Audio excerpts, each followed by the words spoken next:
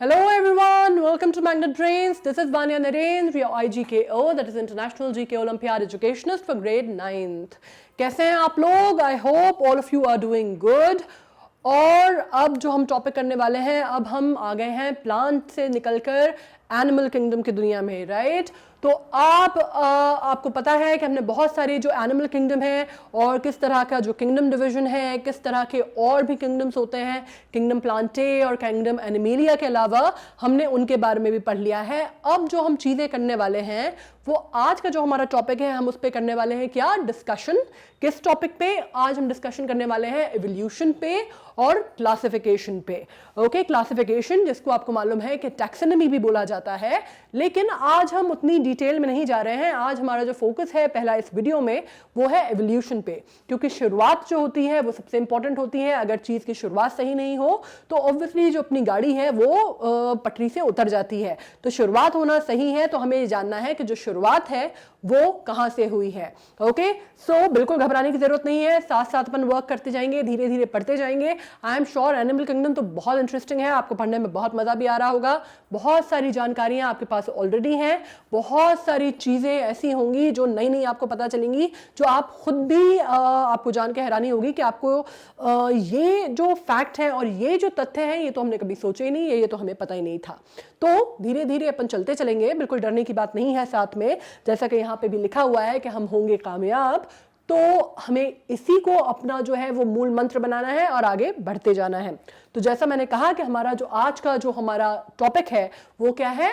Evolution या classification and evolution.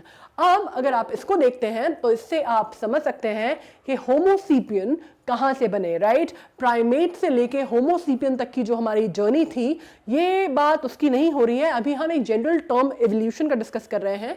ये अभी हम ह्यूमन को एवोल्यूशन की बात नहीं कर रहे हैं, हम जनरल एवोल्यूशन की बात कर रहे हैं कि शुरुआत जो हुई, जो जीव की जो शुरुआत हुई, जीवन की जो शुरुआत हुई धरती पे, वो कहाँ से हुई और उसके बारे में हम पढ़ने वाले हैं।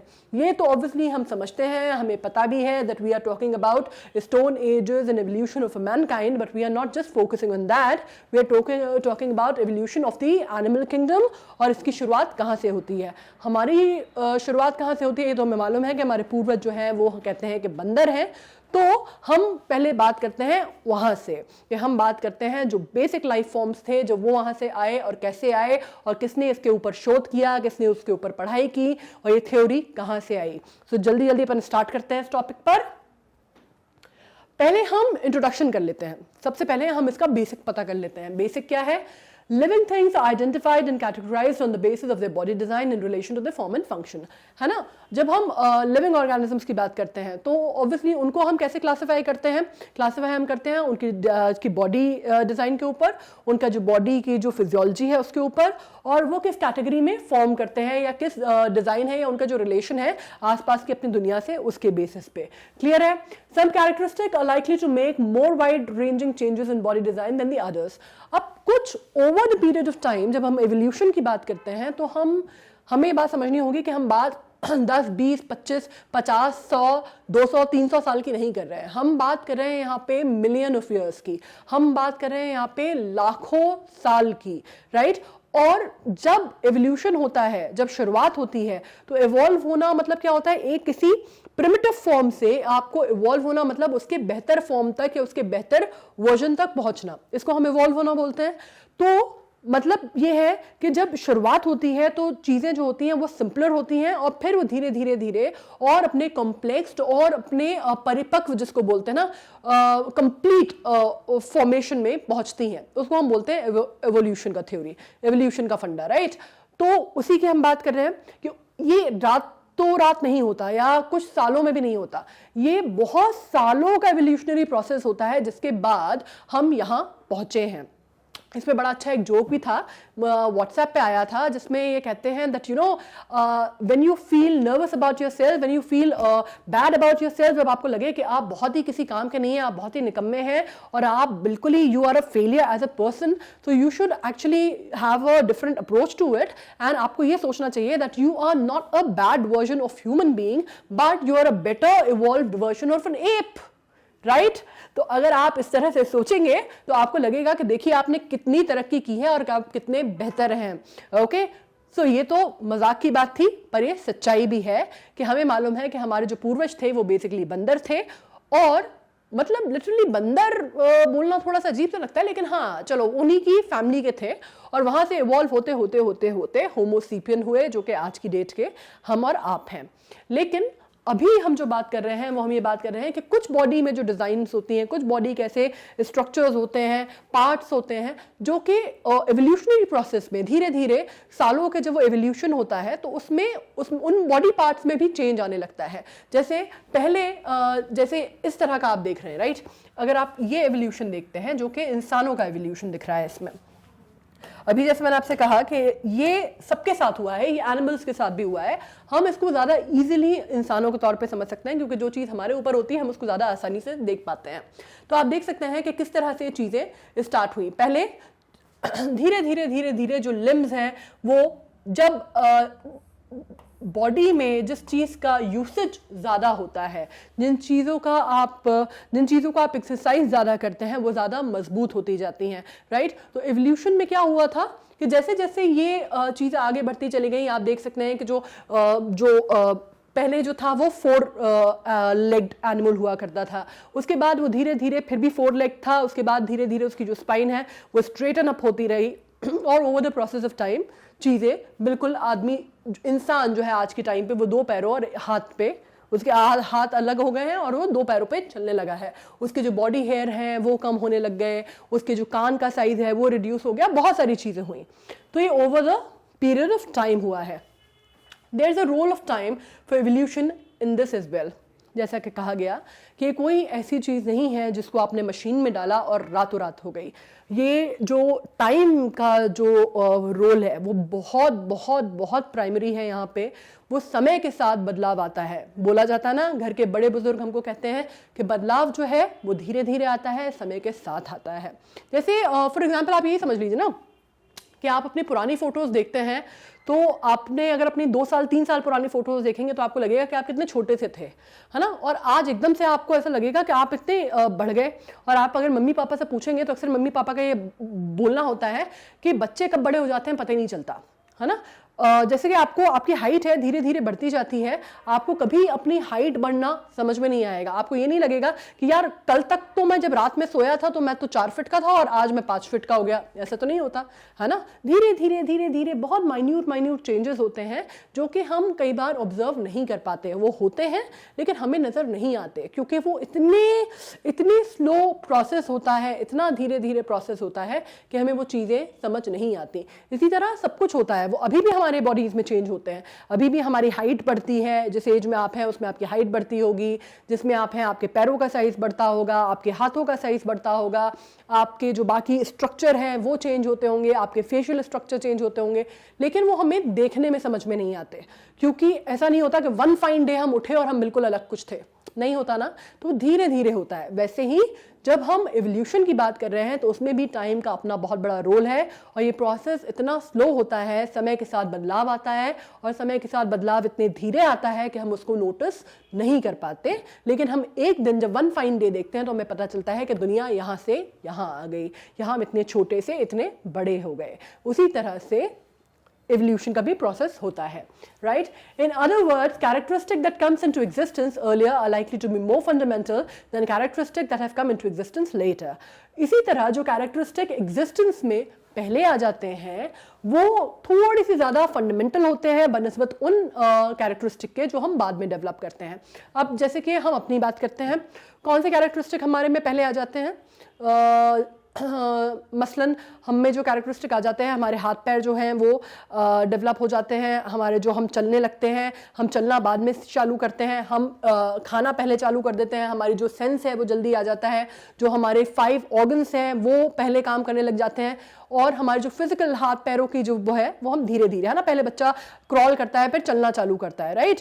तो इस तरह से मतलब वो मैं आपको एक एग्जाम्पल के तौर पे समझा रही हूँ कि जो हमारे ऑर्गन्स हैं जैसे वो पहले डेवलप होते हैं, जो पांच हमारे सेंसेस हैं, जो पांच हमारे सेंसरी ऑर्गन्स हैं वो पहले डेवलप हो जाते हैं, और बाद में जो हमारे लिम्स और हमारे जो बाकी जो हमारी जो मस्कुलर बॉडी है वो बाद में धीरे धीरे डेवलप होती है, राइट। तो इस तरह से हम एवोल्यूशन के प्रोसेस में भी समझ सकते हैं कि जो फंडामेंटल चीजें होती हैं वो पहले आ जाती हैं और जो कैरेक्टर्स धीरे धीरे बाद में डेवलप होते हैं वो उनसे डिफरेंट होते हैं।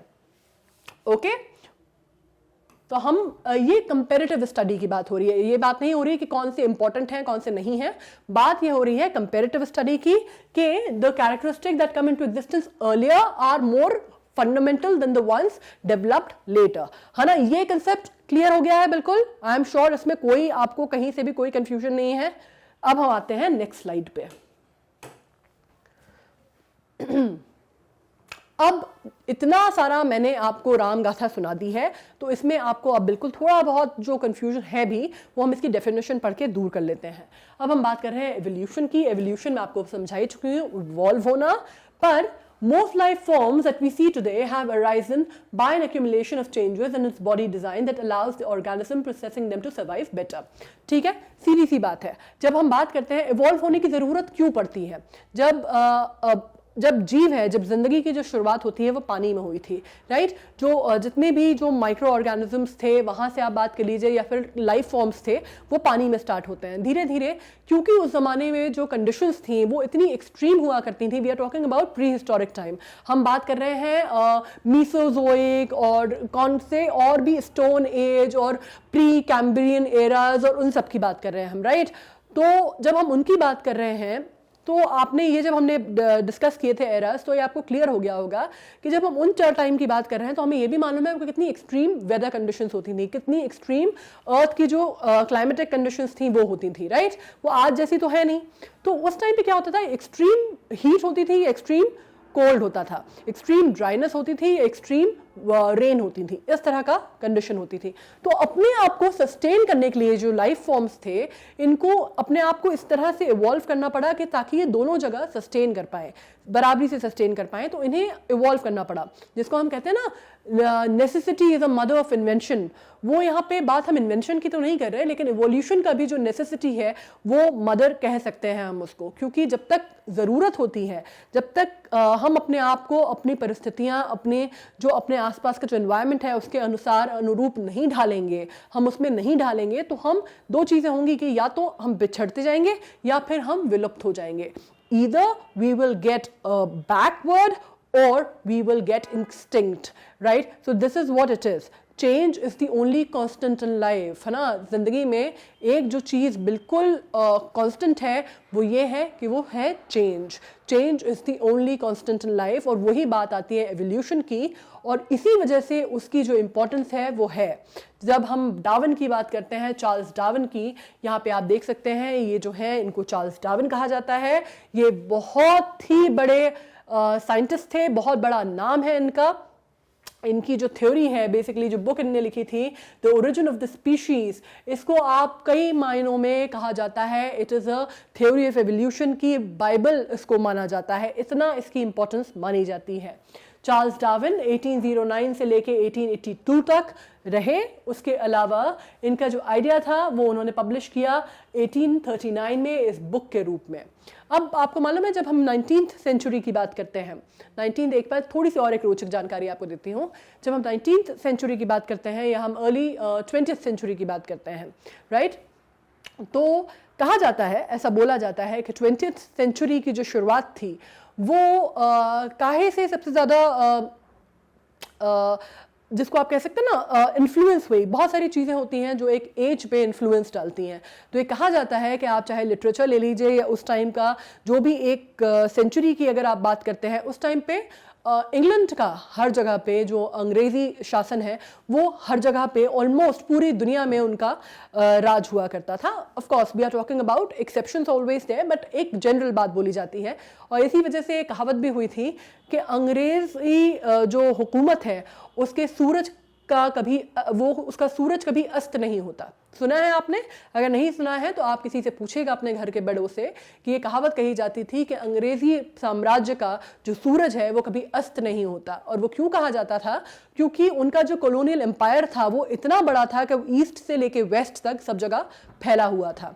ठीक है, तो वहाँ पे जो सबसे ज़्यादा जो लिटरेचर लिखा गया, बाकी जो चीज़ें होती थी, उस पर यूरोपियन जो इन्फ्लुएंस था, इंग्लिश इन्फ्लुएंस जो था वो बहुत ज़्यादा था। और इंग्लिश पे उस टाइम की जो 20वीं शताब्दी है कहा जाता है, उसकी जो शुरुआत थी, उस पर 3 लोगों का बहुत गहरा प्रभाव जिसको बोलते हैं वो पड़ा। उसमें से 3 जो लोग थे मैं आपको बताती हूँ। उसमें से एक थे चार्ल्स डार्विन, जिनकी ओरिजिन ऑफ स्पीशीज आई थी। हालांकि ये अभी आपके इसमें नहीं है, लेकिन मैं आपको फिर भी आपको बता दे रही हूँ क्योंकि हम पढ़ रहे हैं जीके, तो जीके में हमें सब नॉलेज होना अच्छी बात है। एक थे चार्ल्स डार्विन, दूसरा नाम था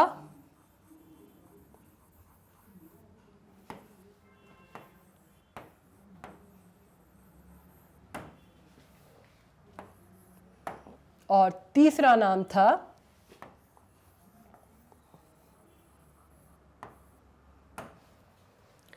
ये 3 नाम जो थे, इन 3 नामों ने कहा जाता है कि सबसे ज़्यादा इन्फ्लुएंस किया था जब हम 20वीं शताब्दी की शुरुआत की बात कर रहे हैं। कौन कौन?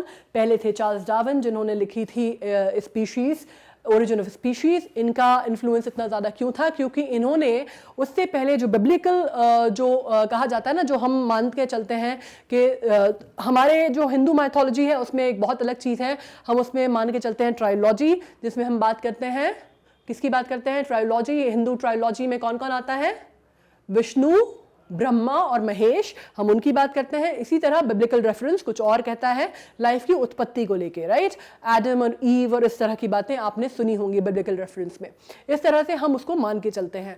पर डार्विन ने कहा कि बेसिकली एवोल्यूशन ऑफ स्पीशीज जो है, उन्होंने इस सिरे से इस थ्योरीज को, जो रिलीजियस थ्योरीज चल रही थी, उनको खारिज कर दिया। और उन्होंने कहा कि बेसिकली ऐसा कुछ नहीं हुआ था, जो उत्पत्ति है वो पानी से हुई थी और बहुत ही छोटे प्रकार से, छोटे आकार से शुरुआत हुई थी, राइट? तो उन्होंने जो सेट माइंडसेट था, जो चर्चेस थे वहाँ पे इंग्लैंड के, उनके अगेंस्ट बहुत बड़ा स्टेटमेंट था, राइट? ये बहुत बड़ा स्टेटमेंट था। उन्होंने जो एक रिलीजियस स्ट्रक्चर था कंट्रीज का, वर्ल्ड का, वो किसी ना किसी तरह से हिला दिया था अपनी थ्योरी देके। और ये बताया गया था कि साइंस जो है इसको नहीं मानता, साइंस जो रिलीजियस बेस है हमारे इवोल्यूशन का उसको नहीं मानता। साइंस की अपनी एक थ्योरी है जो कि ओरिजिन ऑफ स्पीशीज में उनने स्पेसिफाई की, राइट? तो ये इनका बहुत बड़ा इन्फ्लुएंस रहा। दूसरा नाम आता है सिगमंड फ्रॉइड का। सिगमंड फ्रॉइड बहुत बड़े साइको एनालिटिकल थे, साइको एनालिसिस करते थे, साइकोलॉजिस्ट थे। इनकी theory I interpretation of dreams, जिसने अगेन बहुत बड़ा हलचल मचा दी यूरोपियन, उसमें भी यूरोपियन समाज में भी, और बाकी जो उसकी कॉलोनीज थी उसमें भी, और पूरी वो जो शताब्दी की जो शुरुआत थी उसमें जो उनकी थ्योरीज आई, उनकी जो किताब आई इंटरप्रिटेशन ऑफ ड्रीम्स, उसने भी बहुत तहलका मचा दिया। और बहुत जो सेट नॉर्म्स थे ना, एक सोसाइटी के एक सेट नॉर्म्स थे, उसको बहुत ज़्यादा, उसके जो बिलीफ्स थे जो उनको कंफ्यूट करने का काम किया। और तीसरा नाम आता है लेनिन का। लेनिन कौन थे? लेनिन थे व्लादिमीर लेनिन। व्लादिमीर लेनिन, अगर आपने भगत सिंह के बारे में पढ़ा है, भगत सिंह के बारे में तो सबने पढ़ा होता है, आप सबने पढ़ा होगा भगत सिंह के बारे में, शहीद भगत सिंह के बारे में। उनको जब फांसी के लिए ले जाया जा रहा था तो आपने सुना होगा कि वो एक अगर आपने ये स्टोरी सुनी है कि जब उनको फांसी के लिए ले जाया जा रहा था तो जाने से पहले वो आखिरी बार अपने जो कारावास था जहाँ वो बैठे थे जेल में, वो बैठ के एक किताब पढ़ रहे थे, जिसमें जब उनको ले जाने आया है वो जेलर, तो वो कहते हैं कि 2 मिनट जेलर साहब रुक जाइए, एक क्रांतिकारी दूसरे क्रांतिकारी से मिल रहा है। और वो पढ़ किसकी किताब रहे थे, किसके ऊपर पढ़ रहे थे? वो व्लादिमीर लेनिन के ऊपर पढ़ रहे थे, जो कि रशियन रेवोल्यूशन के हीरो माने जाते हैं, राइट? रशियन रेवोल्यूशन, जब हम हिस्ट्री पढ़ेंगे, अब बाकी सारा डिस्कशन इस पे हम करेंगे जब हम हिस्ट्री पढ़ेंगे, ओके? तो मैंने अभी आपको खैर ये बात निकली है, तो क्योंकि हम जीके पढ़ रहे हैं, हम कोई हार्ड कोर साइंस का सब्जेक्ट नहीं पढ़ रहे हैं, तो साथ साथ हम जब बात करते जाते हैं, पढ़ते जाते हैं, तो बहुत सारी जानकारियां निकलती जाती हैं, और मैं जो मुझे याद आता जाता है वो मैं आपको बताती जाती हूँ, राइट? तो ये 3 नाम अगर आप याद रखेंगे तो आपके लिए बहुत अच्छा होगा। चलिए, ये अब मैं मिटा देती हूँ। अब हम आ जाते हैं वापस डार्विन साहब पे।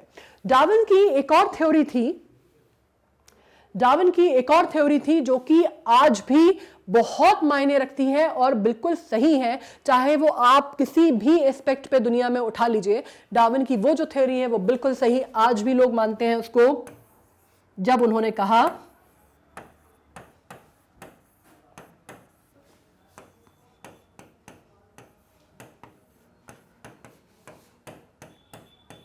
अगर एक लाइन में इनकी थ्योरी को नाम दिया जाए तो वो थ्योरी का जो पंच लाइन है वो ये है, जिसको हम बोलते हैं सर्वाइवल ऑफ द फिटेस्ट। मतलब वो जो सबसे शक्तिशाली है, जो सबसे फिट है, जो सबसे आगे है, सिर्फ वही सर्वाइव करेगा। तो ये थ्योरी जो है ये सिर्फ एवोल्यूशन के लिए उन्होंने कही थी, पर इसको ऑलमोस्ट ये जिसको आप कहते हैं ना एक तरह का कोटेशन बन गया है, जिसको हर तरह पे जहां पे कंपटीशन होता है, जहां पे सर्वाइवल इंस्टिंक्ट की जरूरत होती है, वहां बोला जाता है सर्वाइवल ऑफ द फिटेस्ट। और ये जो है ये एक लाइन है जो कि आप जिसमें आप ओरिजिन ऑफ स्पीशीज को समझा सकते हैं। Got it? Now let's get to another things. अब हम आ जाते हैं, एक स्टडी कर लेते हैं हम इस पे। In 1985, Professor Ernst Mayr of Harvard University argued that Darwinism should be viewed as 5 major theories. Darwin के ऊपर बहुत स्टडी की गई है, डार्विन के ऊपर इतनी स्टडी की गई है कि शायद डार्विन ने भी नहीं सोचा होगा कि जब उन्होंने अपनी थ्योरी दी तब वो आगे तक चल के और इतने सालों तक भी वो शोध का इतना बड़ा विषय रहेगी। और कई थ्योरीज, कई स्कूल ऑफ थॉट्स डार्विनिज्म पे बन गए और काफ़ी लोगों ने, किसी ने प्रो कहा, किसी ने अगेंस्ट कहा और काफ़ी उन्होंने उसका बहुत क्रिटिकल एनालिसिस किया। तो उसी में से एक थे professor Ernst mayor of Harvard university के प्रोफेसर थे वो। उन्होंने 1985 में इसके ऊपर स्टडी की, जिसका मतलब था कि उन्होंने कहा कि डार्विनिज्म को हम बेसिकली 5 मेजर थ्योरीज में डिवाइड कर सकते हैं। क्या क्या? Perpetual change, common descent, multiplication of species, gradualism and natural selection. ये 5 चीजों में उन्होंने उसको डिवाइड किया। अब वो क्या है हम उस पर भी डिटेल में पढ़ते हैं। हम बात करते हैं परपेचुअल चेंज की। परपेचुअल चेंज नाम से हम क्या समझ पा रहे हैं? This is a basic theory of evolution on which the other theories are based. It is stated that the living world is neither constant nor perpetually cycling, but it always changes. The properties and organisms undergo transformation across generation through time. Perpetual change और perpetual का मतलब अगर आप समझते हैं, you people are very grown up, like आप 9th graders हैं, तो आपको perpetual का मतलब पता है। perpetual मतलब लगातार होने वाला, है ना? तो परपेचुअल चेंज मतलब लगातार होने वाला चेंज जो है एक बेसिक थ्योरी है, जिसपे बाकी सारी जो 4 थ्योरीज हैं वो हम डिफाइन कर सकते हैं या हम बेस कर सकते हैं।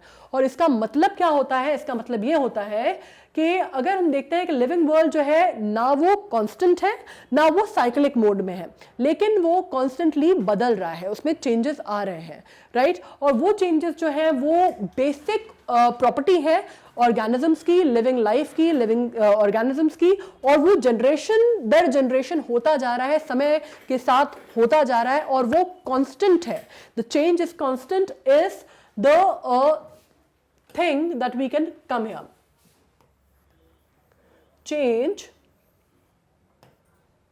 is constant, है ना? अगर हम इसकी बात करते हैं तो ये हम मान के चल सकते हैं। दूसरी चीज इसमें जो है वो ये है कि टाइम का जो फैक्टर है वो बहुत बड़ा है। तो 2 चीजें हमें इसकी थ्योरी ऑफ परपेचुअल चेंज से पता चलती हैं। अब हम आ जाते हैं सेकंड पे। सेकंड जो है वो है कॉमन डिसेंट।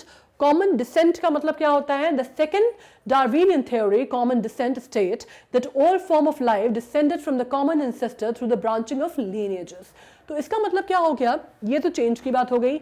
ये बात होती है कि डिसेंट मतलब जितने भी लाइफ फॉर्म्स हैं, जितने भी लिविंग ऑर्गेनिजम्स हैं, अगर हम उनके एवोल्यूशन की बात करते हैं तो बेसिकली वो सब जो हैं, वो सब जितने भी लाइफ फॉर्म्स हैं, वो देखा जाए तो सब एक साथ एक कॉमन उनका डिसेंट था, एक कॉमन ओरिजिन था, एक कॉमन जगह से, एक कॉमन जो उनके जो इंसेस्टर है वो एक कॉमन है, वहां से वो निकलते हैं और फिर उनमें जो लीनिएजेस में चेंज आते जाते हैं और वहां से उनमें डिवीजन बनता चला जाता है। क्लियर है?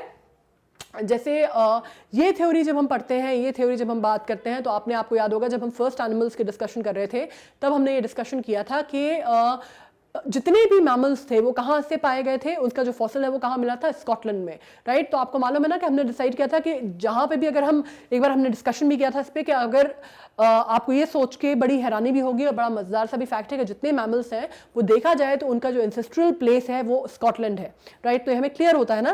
तो उसी तरह की ये बात हो रही है कि जितने भी लाइफ फॉर्म्स हैं वो सिंगल डिसेंडेंट से आते हैं और बाद में कॉमन एंसेस्टर रहता है और ब्रांचिंग ऑफ लीनिएजेस के थ्रू वो बाइफर्केट होते हैं या डिफरेंट फॉर्म्स में जाते हैं। अब हम आते हैं थर्ड पे। थर्ड जो है वो है multiplication of species. Multiplication of species का मतलब होता है Darwin's third theory stated that the evolutionary process produces new species by splitting and transformation of the older ones. ठीक है, मल्टीप्लिकेशन ऑफ स्पीशीज का क्या मतलब होता है कि शुरुआत जो है हमारी वो तो एक सी हुई, एक जगह से हुई, एक स्रोत से हुई, लेकिन उसमें क्या होता है कि एवोल्यूशनरी प्रोसेस के दौरान या एवोल्यूशनरी प्रोसेस के कारण जो नई स्पीशीज जो है वो डेवलप होती हैं। उनमें जैसे कि हम बोलते हैं कि जेनेटिक, आप कह सकते हैं कि ट्रांसफॉर्मेशंस होते हैं, स्प्लिटिंग होती है, बहुत सारे जो है वो मिंगलिंग होती है, जिसके कारण नई स्पीशीज जन्म लेती हैं, राइट। तो शुरुआत जो है वो एक साथ हुई है और मल्टीप्लिकेशन होता है स्पीशीज का, और इसकी वजह से नई स्पीशीज और नई प्रजातियां आती जाती हैं। अब हम आते हैं चौथे पे। चौथा जो है वो है gradualism. Gradualism state that the larger differences and anatomical traits that characterizes different species originate through the accumulation of many small incremental changes over a very long period of time। ये हम डिस्कशन कर ही चुके हैं कि बहुत छोटे, बहुत minute, बहुत ही negligible changes day to day basis पे होते हैं, जो कि आगे चल के जब हम उनको बड़े तौर पे देखते हैं, जब पिक्चर कंप्लीट होती है, तब हमको वो चेंजेस बड़े दिखते हैं। लेकिन हम उनको लिटरली हम एक उसमें स्पॉट ऑन करके नहीं बोल सकते कि चेंजेस की जो शुरुआत है वो यहाँ से हुई, वो कहीं से भी नहीं होती है। वो धीरे धीरे धीरे धीरे वो बदलाव आते हैं, धीरे धीरे धीरे धीरे वो चेंजेस आते चले जाते हैं, और वो इतने ग्रेजुअल प्रोसेस रहते हैं, इतने स्मॉल इंक्रीमेंटल चेंजेस रहते हैं कि जो पिक्चर पूरी कंप्लीट हो जाती है तभी हमें समझ में आता है कि अच्छा यहाँ से शुरुआत हुई थी, यहाँ से हुआ था और यहां तक पहुंच गया, राइट। वो जब हो रहा था प्रोसेस, अगर आप उसको पिन पॉइंट करना चाहें तो आप नहीं कर सकते। So that is what is gradualism, ठीक है। अब हम आ जाते हैं नेचुरल सिलेक्शन पे। नेचुरल सिलेक्शन क्या है? Natural selection is Darwin's most famous theory. ये सबसे फेमस थ्योरी मानी जाती है, एक परपेचुअल चेंज की और नेचुरल सिलेक्शन की। दो थ्योरी डार्विनिज्म की बहुत फंडामेंटल थ्योरीज मानी जाती हैं, और बहुत वो फंडामेंटल मानी जाती है, ये सबसे फेमस मानी जाती है, राइट। तो उसमें क्या है, नेचुरल सिलेक्शन जो है डार्विन्स का मोस्ट फेमस थ्योरी है। इट रेस्ट ऑन 3 प्रपोजिशंस, 3 चीजों पे ये बेस्ड है। पहला प्रपोजिशन इसका क्या है, there is variation among organisms. जो ऑर्गेनिजम्स होते हैं, लिविंग ऑर्गेनिजम्स होते हैं, उनमें सब में कुछ ना कुछ चेंजेस होते हैं। Changes in the sense variation होता है, मतलब एक प्रजाति जो है वो दूसरी प्रजाति से, एक स्पीशी जो है वो दूसरी स्पीशी से, अगर वो एक कैटेगरी में, एक क्लासिफिकेशन में भी फॉल करती है तो भी कुछ ना कुछ उसमें चेंजेस या डिफरेंस होता है, ठीक है। With in population of anatomical, behavioural and physiological traits, right. तो इसमें फिजियोलॉजिकल ट्रेट में, बिहेवियरल ट्रेट में, या हम फिजियोलॉजिकल मतलब उनकी बॉडी का फॉर्मेशन या उनका बिहेवियर या उनका जो वातावरण है, एनवायरमेंट है, किसी ना किसी बेसिस पे उनमें स्पीशीज में फर्क होता है। Second, the variation is at least partly heritable और that offspring tend to resemble the parents. Second जो फंडा है वो ये है कि वेरिएशन जो होता है वो स्पीशीज में होता है, लेकिन जो पेरेंट्स होते हैं उनका जो ऑफस्प्रिंग होता है, मतलब उनका जो बेबी होता है, वो अपने पेरेंट्स से रिजेंबल करता है, और पेरेंट्स की जो भी क्वालिटीज हैं उनका जो छाप है वो उस पर आती है, ठीक है। और थर्ड जो है, organisms with different variant forms leave different numbers of offspring to future generation. और वो ऑर्गेनिजम्स जो कि डिफरेंट वेरिएंट फॉर्म से आते हैं वो फ्यूचर जनरेशन के लिए डिफरेंट तरह के और ऑफस्प्रिंग्स या डिफरेंट तरह के या अलग ही तरह के जो ऑफस्प्रिंग्स हैं, जो बेबीज हैं, वो छोड़ते हैं या क्या बोलेंगे हम उनको, प्रोपगेट करते हैं। अब हम आते हैं नेक्स्ट पे। हमने पांचों जो फंडा था वो आपने समझ लिया ना, जो प्रोफेसर साहब ने बोला हार्वर्ड यूनिवर्सिटी के, डार्विनिज्म को उन्होंने 5 में डिवाइड किया था, वो चीज क्लियर हो गई है। अब हम आते हैं नेक्स्ट पे। अब हम आते हैं, if the idea of evolution is connected to classification, it becomes apparent that some groups or organisms with ancient body designs have not changed much. अगर अब हम बेसिकली बात करते हैं, अब हम क्लासिफिकेशन और एवोल्यूशन को आपस में थोड़ा सा साथ में लाके डिस्कशन करते हैं। हमने एवोल्यूशन के ऊपर बहुत सारे फंडे समझ लिए, हमने डार्विन साहब को के सारे फंडे समझ लिए, हमने उनके ऊपर जो थ्योरीज की गई हमने वो भी समझ लिया। अब हम आ जाते हैं एवोल्यूशन और क्लासिफिकेशन को थोड़ा सा साथ में लाके हम उसको समझने की कोशिश करते हैं। तो बेसिकली क्या होता है, एवोल्यूशन को अगर हम कनेक्ट करते हैं क्लासिफिकेशन से, तो इट बिकम्स अपेरेंट कि कुछ ग्रुप्स जो हैं ऑर्गेनिजम्स के, सारे ग्रुप्स जो हैं वो एवोल्यूशन हुआ है, कुछ ना कुछ चेंजेस सब में आए हैं, पर कुछ में बहुत बड़े चेंजेस आए हैं, कुछ में उतने मेजर चेंजेस नहीं आए हैं, कुछ में चेंजेस बहुत रेडिकल हैं, कुछ में उतने रेडिकल नहीं है, राइट। कुछ एंशिएंट बॉडी डिजाइंस जो हैं उन्हीं की हम बात कर रहे हैं कि कुछ ऐसी चीजें भी हैं जिनमें बहुत ज्यादा बदलाव नहीं आया, या जिसको हम कह सकते हैं कि बिल्कुल जमीन आसमान का बदलाव नहीं आया, है ना। चेंजेस आए हैं, थोड़े बहुत चेंजेस आए हैं, तो वो तो ऑब्वियसली समय के साथ आते ही हैं, लेकिन वो इतने बड़े नहीं हैं कि जिनको हम बोल सकते हैं सिग्निफिकेंट चेंजेस या रेडिकल चेंजेस, उस तरह की चीज नहीं है। उसके अलावा there are other groups of organisms that have evolved their current body designs relatively recently. और इसके अलावा कुछ ऐसे ऑर्गेनिजम्स हैं जिनमें समय के साथ जब ग्रेजुअलिज्म की हमने बात की, तो ग्रेजुअली धीरे धीरे चेंजेस जो आते हैं वो तो आते हैं, लेकिन कुछ ऐसे ऑर्गेनिजम्स हैं, कुछ ऐसी स्पीशीज हैं जिनमें जो चेंजेस आए हैं, जिनकी बॉडी में, कम से कम उनकी फिजियोलॉजी में जो चेंजेस आए हैं वो बहुत रीसेंट हैं, वो बहुत लंबे दौरान या लंबे ड्यूरेशन में नहीं हुए हैं, वो रीसेंट है। अब रीसेंट की बात जब हम करते हैं तो हमारा वाला रीसेंट और एवोल्यूशन वाला रीसेंट दो अलग अलग चीजें हैं। हम रीसेंट किसको कहते हैं, अभी 2-4-5 साल में जो चीज हुई है ना। एवोल्यूशन की बात जब हम करते हैं तो रीसेंट हम बात करते हैं कई सौ सालों की, क्योंकि हम बेसिकली एवोल्यूशन की तो हम मिलियंस ऑफ ईयर्स की बात करें ना, तो मिलियन ऑफ ईयर्स से अगर हम हजारों और 100 पे भी आ रहे हैं तो वो रीसेंट ही माना जाता है। तो ये कंसेप्ट बिल्कुल क्लियर रखना, राइट, कि रीसेंट की जब हम बात कर रहे हैं तो हमारा आपका वाला रीसेंट नहीं है कि 2-4-5-10 साल की बात हो रही है।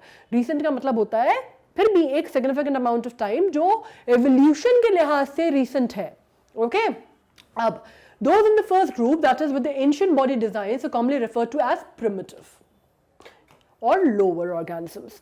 अब वो जो ऑर्गेनिज्म जो कि फर्स्ट ग्रुप को बिलोंग करते हैं, जो कि यहाँ की हम बात कर रहे हैं, फर्स्ट ग्रुप मतलब ये जिनकी हम बात कर रहे हैं कि जिनमें ज्यादा चेंजेस नहीं आए हैं, है ना, ये वाला, इनकी हम बात कर रहे हैं। तो इनकी जब हम बात करते हैं तो वो जो फर्स्ट ग्रुप है जिसमें जो एंशिएंट बॉडी डिजाइन्स हैं, जिनमें ज्यादा बदलाव नहीं आते हैं, उनको हम क्या बोलते हैं, उनको हम बोलते हैं प्रिमिटिव या लोअर ऑर्गेनिजम्स। ठीक है फंडा। उसके बाद while those in the second group जिसमें रीसेंट बॉडी चेंजेस आए हैं, ये जो सेकंड ग्रुप है वो हमने बात की इसमें, ठीक है, जिनमें रीसेंट बॉडी में चेंजेस आए हैं उनको हम बोलते हैं एडवांस्ड या हायर ऑर्गेनिजम्स। ठीक है ना, बिल्कुल, जिनमें ज्यादा बॉडी चेंजेस नहीं आए हैं एंशिएंट टाइम्स में के बाद से, जिनमें एंशिएंट बॉडी टाइप है जिनका, उनको हम बोलते हैं प्रिमिटिव या लोअर, और जिनमें रीसेंट में बॉडी चेंजेस आए हैं उनको हम बोलते हैं क्या, उनको हम बोलते हैं हायर या एडवांस्ड। ठीक है, ओके, आगे बढ़े अब इससे। अब नेक्स्ट पे चलते हैं हम।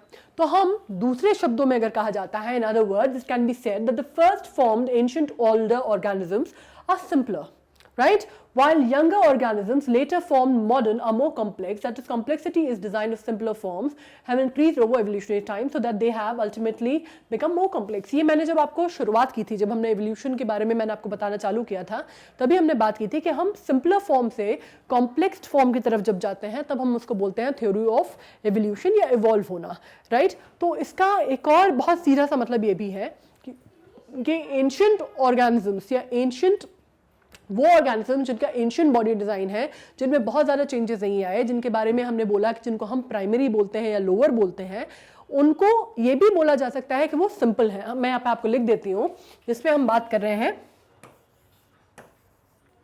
एंशिएंट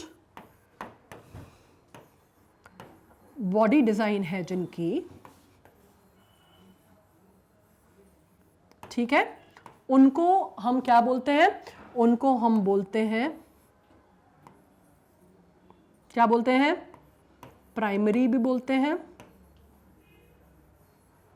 यहां पे हमने पढ़ा ना पहले, अभी यहां पे हमने पढ़ा प्राइमरी बोलते हैं,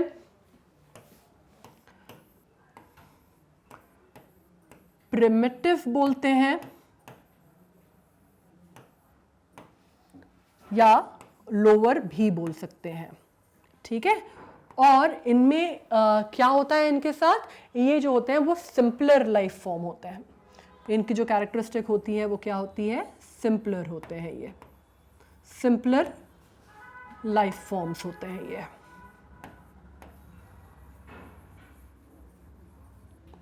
ठीक है, और अब हम बात कर जाते हैं जिनमें रीसेंट बॉडी इवोल्यूशन हुए हैं।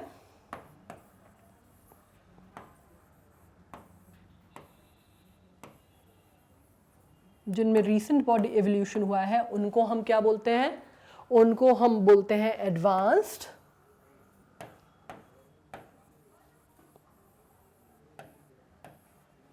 या हायर।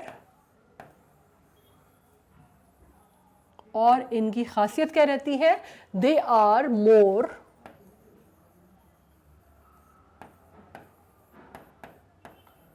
कॉम्प्लेक्स्ड life form. ठीक है, तो ये कंसेप्ट बिल्कुल क्लियर हो गया कि अब इसमें कोई कंफ्यूजन नहीं है। जो एंशिएंट बॉडी डिजाइन होती है उनको प्राइमरी बोलते हैं या प्रिमिटिव बोलते हैं या लोअर भी बोल सकते हैं उनको, और वो सिंपलर लाइफ फॉर्म्स होते हैं।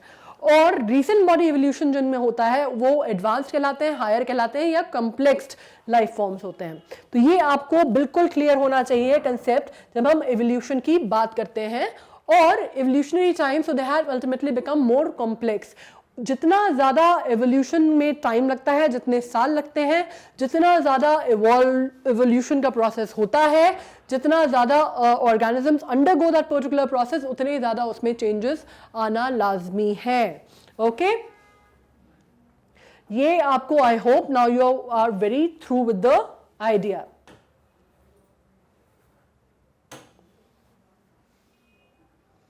तो इस तरह से हम जो एवोल्यूशन की बात कर रहे थे, डार्विनिज्म की बात कर रहे थे, और शुरुआती जो हमारा जो बेसिक हमने जो स्ट्रक्चर है एवोल्यूशन का, क्लासिफिकेशन का, वो हमने समझ लिया है। आगे जो हम स्टडी करने वाले हैं वो इसी पे बिल्डअप होगी, जिसमें हम क्लासिफिकेशन और टेक्सोनॉमी और इंपॉर्टेंस और बाकी सारी चीज़ें पढ़ने वाले हैं। तो ये बहुत इंपॉर्टेंट है कि जो फंडामेंटल है वो आपको क्लियर हो। फंडामेंटल मतलब क्या है कि आपको एरा के फंडामेंटल्स क्लियर होने चाहिए, आपको लाइफ फॉर्म्स कहाँ से स्टार्ट हुई वो क्लियर होना चाहिए, आपको एवोल्यूशन की जो थ्योरीज हैं वो क्लियर होनी चाहिए, ताकि हम आगे चल के और एडवांस्ड और कॉम्प्लेक्स चीज़ें पढ़ें तो आपको ये कंफ्यूजन ना हो कि ये कहाँ से आ गया, ये तो मुझे पता ही नहीं था, ये तो मैंने समझा ही नहीं, ये तो मुझे आया ही नहीं। ऐसा नहीं होना चाहिए। साइंस में हर चीज़ का एक रीज़न है, हर चीज़ का एक लॉजिक है। साइंस जो है वो बेसिकली जिसको हम बोलते हैं ना, हवा के जो बने हुए महल होते हैं उन पे बेस्ड नहीं होता, हवाई किले नहीं बनाता साइंस। साइंस में हर चीज़ जो है वो ग्राउंड रियलिटी पे बेस्ड होती है। तो हमारे रिलीजियस जो स्क्रिप्चर्स हैं वो all due respect to them, लेकिन वो जो चीज़ें कहते हैं साइंस उसको एवोल्यूशन के मामले में नहीं मानता है। और इस वजह से जब हम जीवों की उत्पत्ति की बात कर रहे हैं तो ये बहुत इंपॉर्टेंट है कि हम साइंटिफिक अंडरस्टैंडिंग के साथ उसको देखें और समझें। ओके, सो ये एक फंडा आपको I am sure is very clear to you. अगर कोई भी कहीं भी डाउट है तो आपको मालूम है आपको क्या करना है, आपको हमारी वेबसाइट पे जाना है जो कि है magnetbrains.com, और आपको उस पर जाके लॉग इन करना है। लॉग इन करने के बाद आप आएंगे, नीचे जाएंगे, आप देखेंगे, एक्सप्लोर करेंगे टॉप कोर्सेज को। आपको सारे हमारे यहाँ जो भी कोर्सेज चल रहे हैं वो आपको सारे नीचे मिल जाएंगे, चाहे वो किंडरगार्टन से लेके क्लास 12 तक के हों, चाहे वो ओलंपियाड्स हों, चाहे वो NTSC हों, चाहे वो स्पेशलाइज्ड एग्जाम्स हों। तो आप ओलंपियाड पे जाएंगे, क्लिक करेंगे और इस तरह का पेज ओपन होगा जिसमें English olympiad, maths olympiad, GK olympiad सब कुछ आपको मिल जाएगा at the tip of a button, right. तो आपको बस बटन को क्लिक करना है, और जैसे आपको जीके करना है तो आपको जीके पे जाना है, पूरा आप पढ़ेंगे, आप ओवरव्यू देखेंगे, आप उसको स्क्रॉल करते जाएंगे और जो भी आपको समझना है वो आप समझेंगे इसमें। जैसे कि फॉर एग्जांपल आपको डार्विन की थ्योरी समझनी है तो आप जाएंगे, और आपको अगर ये याद नहीं आ रहा कि मैम ने अच्छा डार्विन के साथ कुछ और भी समझाया था, वो 3 नाम कुछ बताए थे जिसमें 20th सेंचुरी और लेट 19th सेंचुरी और 20th सेंचुरी को बहुत ज़्यादा इन्फ्लुएंस किया था, तो क्या थे। तो आप जाएंगे और आप उसको स्क्रॉल करेंगे और फटाफट आप रुक जाएंगे जहां पे वो पढ़ा हुआ है। आप चाहेंगे तो आप उसका स्क्रीनशॉट ले लेंगे और आप आगे बढ़ जाएंगे, राइट। तो इस तरह से जो भी थ्योरी है, जो भी अंडरस्टैंडिंग है वो बिल्कुल क्लियर हो जाएगी।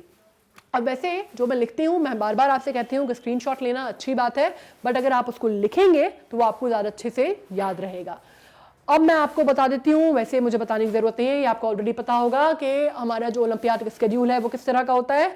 हफ्ते में 3 दिन, मंडे, ट्यूसडे, वेंसडे, और उसमें से 10 बजे, 1 बजे और 7 बजे हमारे वीडियोस बाहर आते हैं, जिसमें से 7 बजे जो होता है वो जीके का होता है। ओके, तो आप इसमें बेल आइकॉन जो है वो प्रेस कर सकते हैं और आपको रिमाइंडर आप सेट कर सकते हैं। वो तो आपने वैसे अभी तक कर लिया होगा, लेकिन फिर भी चलिए, तो अब ये फंडा बिल्कुल क्लियर है। कोई भी अगर कंसेप्ट में दिक्कत है तो इससे पहले कि अपन आगे बढ़ें और ज़्यादा अपन डिटेल में पढ़ें एनिमल किंगडम को, इससे बेटर है अगर आपको कोई भी कंफ्यूजन है तो उसको अभी दूर कर लो, पुराने वीडियोस एक बार देख लो, समझ लो। अगर कहीं कोई कंफ्यूजन है तो नीचे आप कमेंट बॉक्स में लिख सकते हैं ताकि वो मुझ तक पहुंच जाए और मैं आपको उसका जवाब दे सकूं। Fine, all you need to do, आपको अगर यूट्यूब पे जाना है तो आप हमारे यूट्यूब पे हमारे सारे चैनल आपको मालूम है कहाँ मिल जाते हैं, आपको हमारा चैनल मालूम है, आपको मालूम है सारे वीडियोज आप कैसे देख सकते हैं। Just lay back, sit back and watch the videos and grasp and study and prepare for the IGKO examination. All you need to do is you need to like, share and subscribe. और आपको धीरे धीरे इसी तरह धीरे धीरे पता भी नहीं चलेगा, खेलते कूदते आपकी पूरी IGKO की पढ़ाई यूं ही हो जाएगी। Okay, so by then, stay tuned, stay well, stay healthy, take care of yourself. Thank you very much.